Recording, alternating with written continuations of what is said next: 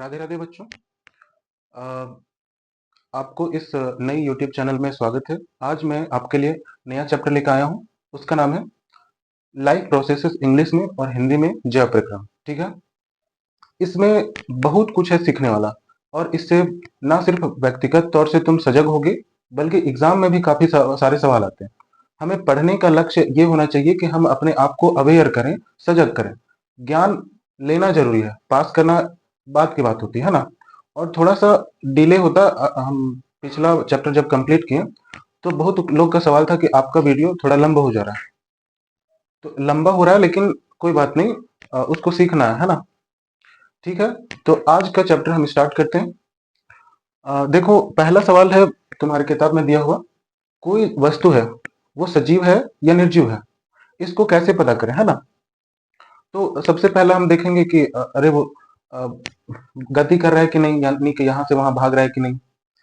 तो देखेंगे, सबसे पहले क्या देखेंगे कि जो हम लोग है, गाय है, बैल है, कुत्ता, बकरी, जो भी है सजीव हम लोग को जो नजर आती है वो लगभग गति करती है ना। तो अगर हम देखें तो गाड़ी भी तो गति कर रही है ना। और पेड़ का तुम देखो, पेड़ तो गति नहीं कर रहा है, तो क्या वो सजीव नहीं है। तो हम ये बोल सकते हैं गति जो है वो परिभाषित लक्षण तो नहीं है। किसका? जीवित प्राणी का। अगर परिभाषित लक्षण होती तो सजीव में तो दिखती पर निर्जीव में नहीं दिखती। ठीक है, तो हम परिभाषित लक्षण का ही खोज कर रहे हैं इसमें। तो गति तो परिभाषित लक्षण नहीं है। तो पेड़ पौधा जब आ जा रहा है तो तुम बोलेगे पेड़ पौधा तो हरा दिख रहा है, मर जाता है तो पूरा पीला पीला या पूरा पत्ता झड़ जाता है, ऐसा होता है ना। लेकिन जब हरा रहता है तो ये सजीव रहता है। लेकिन उन पौधों का क्या जिनमें हरा रंग का पत्ता ना हो, जैसे कि गंधारी साग हो गया, है ना।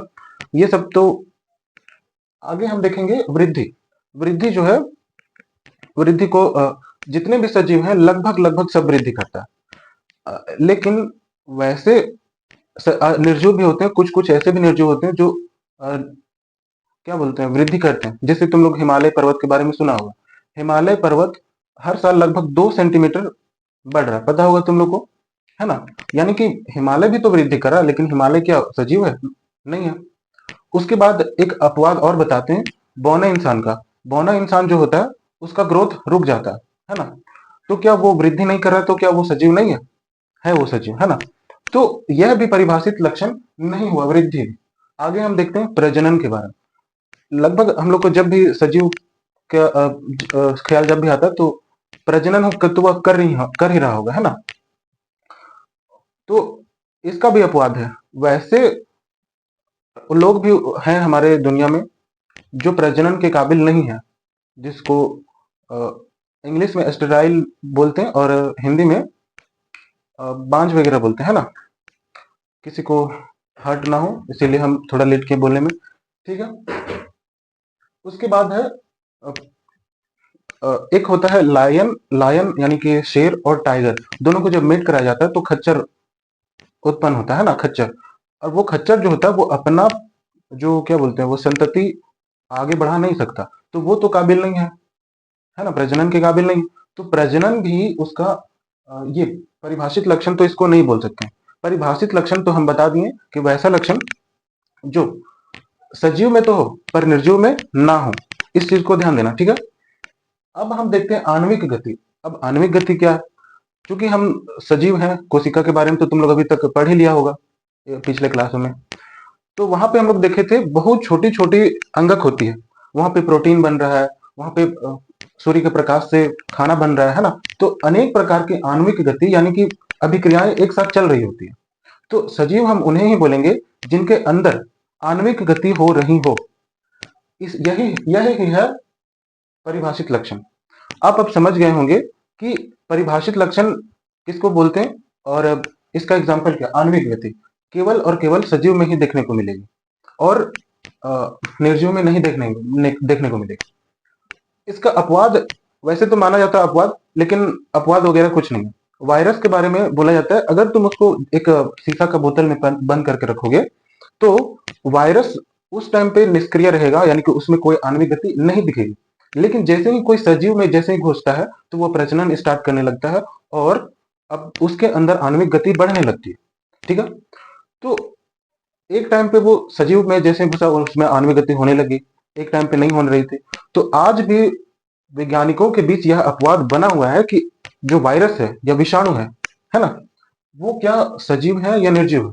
ठीक है, यह एक बड़ा सवाल था कि कोई वस्तु अगर सजीव है या निर्जीव है, इसको कैसे पहचानने, ये बड़ा सवाल था, है ना। इसको हम लोग अभी तक कर चुके हैं। क्या गति से उसको परिभाषित कर सकते हैं? क्या नहीं कर सकते हैं। ये इसका लक्षण तो है। हम बोल रहे हैं कि सजीव में ये सारे लक्षण एक साथ दिखेंगे, लक्षण तो है, पर एक परिभाषित परिभाषित लक्षण नहीं है। गति परिभाषित लक्षण नहीं है, हरा रंग परिभाषित लक्षण नहीं है, वृद्धि परिभाषित लक्षण नहीं है, प्रजनन भी नहीं है। आणविक गति यानी कि उसके शरीर में जो अणु है, उसके अंदर जो गति है ना, आणविक गति को ही परिभाषित लक्षण माना गया, है ना। तो ये सवाल का जवाब हम लोग दे पाए अभी तक। आशा है कि इतना तो समझ में आ ही गया होगा। उसके बाद कोई वस्तु कोई सजीव है, उसको सजीव है या निर्जीव है, चाहे वो बड़ा सा बिल्डिंग हो या डैम हो, उसका मेंटेनेंस करना बहुत जरूरी है, लगातार उसका उस पर काम करना बहुत जरूरी है। यानी कि अगर कोई वस्तु है, उसका अनुरक्षण कार्य अच्छा से ना करा जाए तो समय के साथ वो खराब होने लगता है। वही हम यहाँ पे लिखे, समय के साथ कोई भी चीज या कोई भी वस्तु विघटित यानी कि खराब होने लग जाती है। इसको बचाने के लिए अनुरक्षण का कार्य, अनुरक्षण यानी कि मेंटेनेंस का कार्य करा जाता है। पहली बार जब हम मेंटेनेंस अनुरक्षण पढ़े थे तो समझ में ही नहीं आया था। बहुत दिन के बाद हमको अनुरक्षण का मतलब समझ में आया, मेंटेनेंस होता है। और मेंटेनेंस तो सभी को जानता ही होगा, सभी को अपना घर का मेंटेनेंस करता है ना, हर साल पचौड़ा करता है, प्लास्टर वगैरह करता है कि कहीं कुछ हो ना गया, है ना। उसी तरह सजीव में भी जिस तरह आणविक गति ना होते होते वो भी सिस्टम खराब होता था, ठीक है। तो उसको भी अनुरक्षण का कार्य करना जरूरी है। जैसे कोई सेल मर गया, मतलब कोशिका मर गया, तो उसका क्या करना, उसको रिप्लेस करके नया कोशिका को बनाना है ना। तो बहुत सारी कार्य होती है, अनुरक्षण कार्य करना, ठीक है। उसके बाद हम देखते हैं अनुरक्षण का कार्य जो है वो सभी सजीवों में होना ही चाहिए। अगर मान के चलो कि कोई जीवित वस्तु है, और अगर वो जीवित रहना चाहता है और अनुरक्षण का कार्य ना करे, तो समय के साथ समय उसको भी मार देगा, ठीक है। यानी कि जैसे ही आणविक गति रुकेगी वो खत्म हो जाएगा, ठीक है। मरा हुआ व्यक्ति में आणविक गति रुक जाती है, ठीक है। आपको इतना समझ में आ गया होगा। तो सभी जीवों में अनुरक्षण का कार्य होना ही चाहिए। अनुरक्षण का कार्य कैसे होता, ये पूरा का पूरा चैप्टर में यही पढ़ना है, तो टेंशन नहीं लेना, बहुत आराम से पढ़ेंगे। पढ़ो और मस्ती तो चलते ही रहेगी, थोड़ा सा सीरियस है क्योंकि पहली बार है ना, तो टेंशन नहीं लेना। सीरियस को भी हम कंट्रोल करने की कोशिश कर रहे हैं, इसके लिए तुम लोग भी सुझाव दे सकता है ना। एनर्जी की कमी नहीं होगी, ये मेरी गारंटी है, उसकी टेंशन नहीं है। देखो, आणविक गति को बनाए रखने के लिए बहुत से प्रक्रम की आवश्यकता होती है ना। जैसे इस पूरे चैप्टर में हम लोग पोषण के बारे में पढ़ेंगे, श्वसन के बारे में पढ़ेंगे, वहन के बारे में पढ़ेंगे, उत्सर्जन के बारे में पढ़ेंगे, है ना। जब प्रक्रम का अब हम लोग परिभाषा देखते हैं। जब प्रक्रम वैसे प्रक्रम को बोला जाता है जो सम्मिलित रूप से, मतलब जो सारा कोई मिल करके एक जीव को अनुरक्षण यानी कि मेंटेनेंस में कार्य में शामिल हो। समझ में आ रहा है? वैसे प्रक्रम जो सम्मिलित रूप से जीव का अनुरक्षण का कार्य करे, उसको क्या बोला जाता है? जैव प्रक्रम, ठीक है। इसको हम लिख देते हैं मिटा करके डेफिनेशन। आज का लेक्चर केवल बात करने वाला है, तो बहुत बड़ा लेक्चर तो नहीं होने वाला है ना। तो हम बताएं कि जैव प्रक्रम क्या है, उसका डेफिनेशन ये रहा। उसमें क्या क्या शामिल है? पोषण, श्वसन, वहन और उत्सर्जन। पोषण क्या? कोई भी भोजन का अंतर्ग्रहण और उसका उपयोग। समझ में आया? ऊर्जा के लिए हम लोग को पोषण की जरूरत पड़ता है। कोई भी कार्य करेगा तुम तो ऊर्जा तो चाहिए ही होगा, है ना। तो ऊर्जा के लिए पोषण की जरूरत पड़ती है। पोषण क्या बताएं? कोई भी भोजन का अंतर्ग्रहण तथा उसको ऊर्जा लेने के लिए उसका उपयोग किया गया प्रोसेस को या क्रिया को पोषण कहते हैं। उसके बाद पोषण क्रिया केवल भोजन ले लिया उतने में ऊर्जा नहीं मिल जाएगा, उसको तोड़ने के लिए, ग्लूकोज को तोड़ने के लिए क्या करा जाता है? ऑक्सीजन की भी जरूरत होती है। ऑक्सीजन कैसे मिलेगी? ऑक्सीजन मिलेगी वायु से, जो हम लोग श्वसन से लेते हैं, ठीक है। श्वसन से लेंगे। एक कोशिक जीव में क्या होती है, ये जो श्वसन है वो आर पर डायरेक्ट हो जाता है। रुक जाओ दिखाते हैं।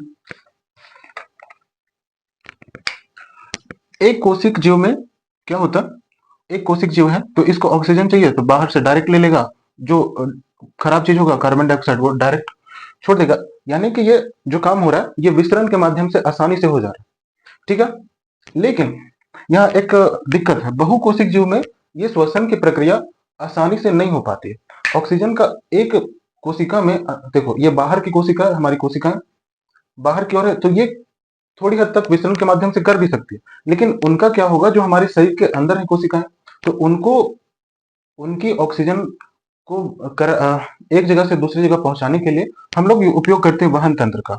वहन तंत्र में क्या करता है, खून होता है, खून जो है वो एक जगह से ऑक्सीजन को, ग्लूकोज को जहां पे जरूरत होता है उसके हिसाब से उन सभी कोशिकाओं तक ले जाता है। जैसे कभी तुम दौड़ रहा है बहुत ज्यादा, तो पैर थकेगा, पैर की कोशिकाएं थकेंगी, तो पैर की कोशिकाओं तक ऊर्जा बनाने के लिए वहां पे ग्लूकोज चाहिए और ऑक्सीजन चाहिए, तो खून जो है वहां तक पहुंचाएंगे जहां पे जरूरत रहेगी। उसके बाद एक आता है, हो तो गया ये, है ना। लास्ट में है, जब हम देखेंगे कि श्वसन जब हो गया, साथ के साथ कार्बन डाइऑक्साइड और कुछ अन्य वर्ज्य पदार्थ जो केवल हमारे लिए अनुपयोगी ही नहीं बल्कि विषैले भी साबित हो सकते हैं, जैसे अमोनिया उत्पन्न होती है ना, जो बहुत हमारे लिए हानिकारक होती है ना, उसको निकालना बहुत जरूरी होता है। तो उसको निकालने के लिए एक तंत्र की भी आवश्यकता होती है। बहुकोशिक जीवों में श्रम का विभाजन होता है। श्रम का विभाजन तुम लोग को 9th क्लास में पढ़ना था। श्रम का विभाजन होता है, बहुत सारी कोशिकाएं कोई एक कार्य को करने में के लिए प्रतिबद्ध होती है ना, यानी कि एक ही कार्य को बहुत सारी कोशिकाएं मिल मिलकर कर रही होती है, जिससे कि वो कार्य आसानी से होता है। तो हम लोग पोषण प्रक्रम पढ़ेंगे, श्वसन प्रक्रम पढ़ेंगे, वहन पढ़ेंगे, उत्सर्जन पढ़ेंगे। ठीक है, उत्सर्जन में किडनी वगैरह के बारे में जानना है, पोषण में पेट वगैरह के बारे में, श्वसन में फेफड़ा के बारे में, और वहन तंत्र में हमारी हृदय के बारे में। तो आज का लेक्चर जो बहुत ही शॉर्ट होने वाला है, बता दें कि आगे का लेक्चर जो है वो बहुत हैवी होने वाला है, तो तैयार रहना इसके लिए, है ना। पोषण टॉपिक को एक ही लेक्चर में हम कंप्लीट करने की कोशिश करेंगे, और मेरा साथ देना, लेक्चर के अंत तक जरूर बने। हम बताते हैं कि सक्सेस का कोई शॉर्टकट नहीं होता, इसको ध्यान में रखना। और एक कहावत भी है, तुम लोग प्रचलित होगा, धीरे धीरे रे मना, धीरे सब कुछ होए, माली सींचे 100 घड़ा, तब जाके ऋतु आए तब फल होए। इसका मतलब तो बता देते हैं। देखिए, वैसे तो मालिक तो सभी को जानता होगा, 100 घड़ा एकदम पटाते रहता है पानी, उसके बाद धीरे धीरे वो फल देने लगता है ना, ऋतु का समय आता तो इसके बाद हम थोड़ा सवाल कर लेते हैं। सवाल के लिए मौका मिल गया, टाइम बच गया तो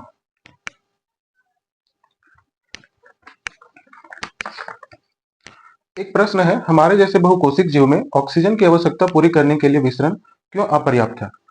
देखो, अपर्याप्त क्यों है बहुकोशिक जीव में? बहुकोशिक जीव में हम बताएं कि सिर्फ हमारे बाहर की तरफ कोशिकाएं नहीं है, हमारी शरीर के अंदर भी कोशिकाएं, ये बताएं। एक फन फैक्ट बताते हैं, फैक्ट यानी कि तथ्य, कि अगर हम लोग श्वसन को फेफड़ा से ना करके अगर विसरण के माध्यम से करें, तो अणु को एक अणु ऑक्सीजन को पैर से लेकर हमारे दिमाग तक आने के लिए 3 साल का समय लग जाएगा। समझ में आ रहा है कितना धीरे होता होगा विसरण, है ना। जब हमारा जो शरीर है वो अरबों खरबों कोशिकाएं से मिलकर बनी है, तो उनके ऑक्सीजन की मात्रा भी बहुत ज्यादा चाहिए, और इतना धीरे अगर श्वसन हो तो क्या ये हमारे लिए पर्याप्त है? नहीं है। तो इसका आंसर तो समझ में आ गया होगा। कोई वस्तु सजीव है, इसका निर्धारण करने के लिए किस मानदंडों का उपयोग करेंगे? हम पिछले भाग में, अभी पिछला स्लाइड में ही बताएं कि गति पहले करते हैं, फिर देखते हैं हरा रंग है कि नहीं, उसके बाद हम देखते हैं वृद्धि करता है, प्रजनन करता है, अंतिम में जो परिभाषित लक्षण हम लोग देखें वो क्या था? वो था आणविक गति। ठीक है, आणविक गति है वो लक्षण है जिससे कि सजीव को हम सजीव मानते हैं और निर्जीव को निर्जीव, यही एक लक्षण है। ठीक है, उसके बाद है जीव किस जीव द्वारा किन कच्ची सामग्रियों का उपयोग करा जाता है?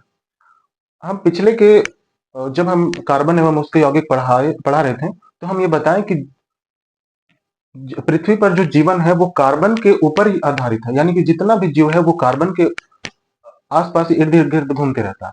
तो हमारी जो कच्ची सामग्री खाने भोजन है वो है भी कार्बन आधारित होनी चाहिए।